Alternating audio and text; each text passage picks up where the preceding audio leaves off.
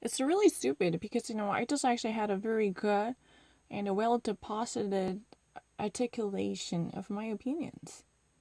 I have mentioned a whole lot of things happening in America concerning the income inequality. The Gini coefficient is getting closer to 1. That means the social upper mobility is going to be impossible.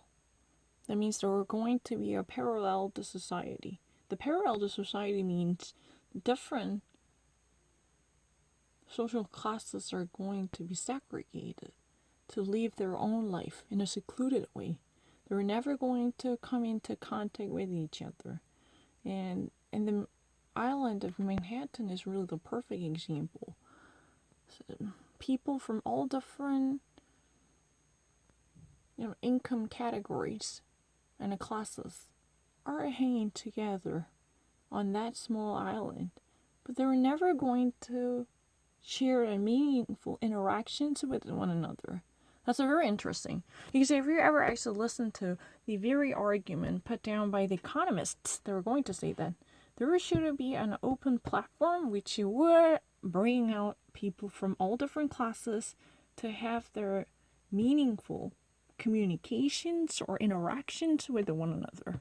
That's not possible because when many rich people are likely to be placed or ensconced comfortably in their gated communities. They're not going to share the common space with you living in the Spanish Harlem unless they actually need to visit the public space like the Metropolitan Museum or the Guggenheim. That's what has been really said. I actually learned that.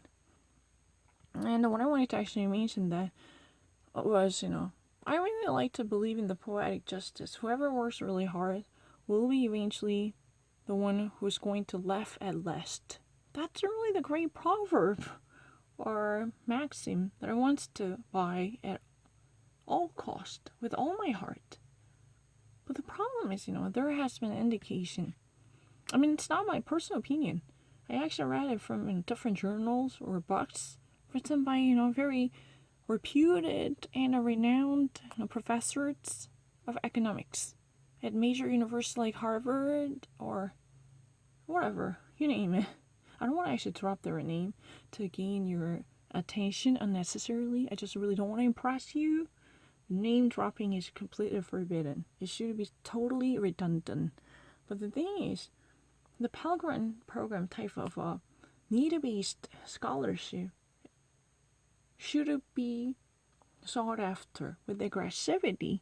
Otherwise, this income gap between different social classes is never going to be narrowed or closed or plugged. No one can actually pull the plug on it. Unless there should be more aggressive, rewarding awards for kids from the poverty-stricken backgrounds. Because they're not likely to perform well, to outbeat many different kids who are well trained to think like them in the community where they belong. Most of them are likely to be professors and doctors and lawyers and whatever. They're very professional, well trained. Those adults are likely to pack up their surroundings, right? And they are brought up to think like them. Those great minds think alike.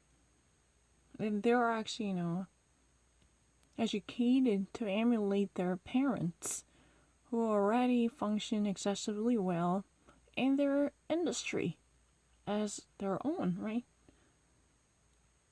So those kids are likely to snatch away the prizes if those conditions are solely calculated based upon the performances. Those performance-based scholarship programs or stipends are likely to breed more inequality in our society by perpetuating and reinforcing the income inequality and the unfair wealth distribution in the society. That's what has been said. That's what has been written. what else can I say about that? That's not my opinion.